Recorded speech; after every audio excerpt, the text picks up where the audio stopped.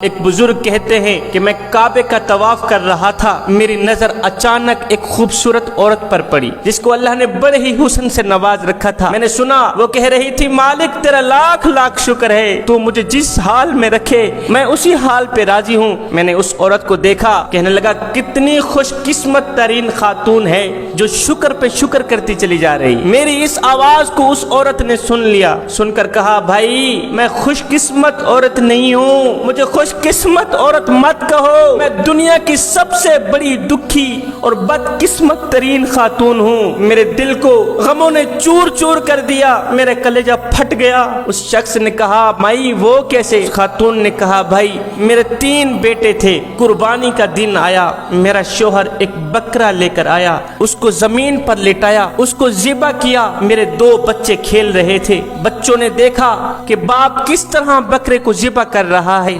قربانی کا دن چلا گیا، دوسرے دن میں ہمسائے کے گھر تنوری میں روٹی لگانے گئی، میرے بڑے بچے نے میرے چھوٹے بچے کو کہا، آؤ میں تمہیں بتاتا ہوں ابا جی نے بکرے کو کیسے ذبح کیا تھا۔ چھوٹے بچے کو اس نے زمین پر لٹایا، چھری ہاتھ میں لی، معصوم بچے کی گردن پر چھری رکھی، اللہ اکبر کہتے ہی چھوٹے بھائی کو ذبح کر دیا۔ چھوٹے بھائی کی گردن سے جب خون نکلا تو اس خون نے میرے بڑے بچے کو خوف زدہ کر دیا۔ بچہ چھوٹے بھائی کو مار کر جنگل کی طرف بھاگ گیا، خوف زدہ ہو کر جنگل کی طرف بھاگا۔ آگے ایک بھیڑیے نے میرے بیٹے پہ حملہ کیا، چیر پھاڑ ڈالا۔ پیچھے میرے شوہر کو پتہ چلا، وہ جنگل کی طرف بھاگا، جاؤں اپنے بڑے بچے کی جان بچا کے آؤں، کہیں بھیڑیے کا لقمہ نہ بن جائے۔ میرا شوہر 3 دن مسلسل جنگل میں دوڑتا بھاگتا رہا، آخر کار اسے بچے کا سر ملا، بچے کی کچھ ہڈیاں ملی، بچے کو بھیڑیے نے چیر پھاڑ ڈالا تھا۔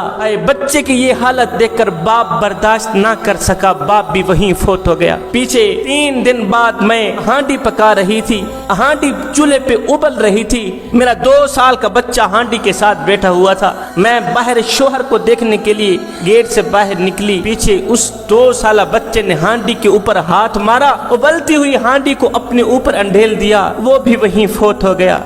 مجھے شوہر بھی نہ ملا، میرا شوہر بھی ختم ہو گیا، میرا بڑا بچہ بھی ختم ہو گیا، چھوٹا بچہ ذبح ہو گیا، 2 سال کا بچہ جل کر مر گیا، میں تنہا رہ گئی، میں اکیلی رہ گئی، میرا دل غموں سے چور چور ہے، میرا جگر پھٹ گیا ہے، موت مانگتی ہوں مالک مجھے موت عطا کر۔ پھر ایک دم آقا کریم کا وہ فرمان یاد آتا ہے کہ موت مانگنا جرم ہے۔ آج میں کریم رب کی چوکھٹ پر آئی ہوں، مالک تنہا ہو کے آئی ہوں، اکیلی ہو کے آئی ہوں، میرا شوہر نہیں رہا، میرے 3 بچے مر گئے، ختم ہو گئے، مالک میں تیرے دروازے پہ موت مانگنے نہیں آئی، میں تیرے دروازے پر صبر مانگنے آئی ہوں، اس لیے کہ میں نے سنا ہے کہ تو صبر کرنے والوں کے ساتھ ہوتا ہے۔ صبر صبر کہتے ہی وہ دکھی خاتون وہاں سے اٹھ کر چلی گئی۔ کچھ عرصہ بعد اس فقیر اللہ والے نے خواب میں دیکھا کہ وہ خاتون فوت ہو گئی ہے۔ اس خاتون سے پوچھا، مائی اے صبر کرنے والی دکھی خاتون، بتا تو صحیح مرنے کے بعد اللہ نے تیرے ساتھ کیسا معاملہ کیا؟ اس خاتون نے کہا، اللہ نے میرے ساتھ بڑا ہی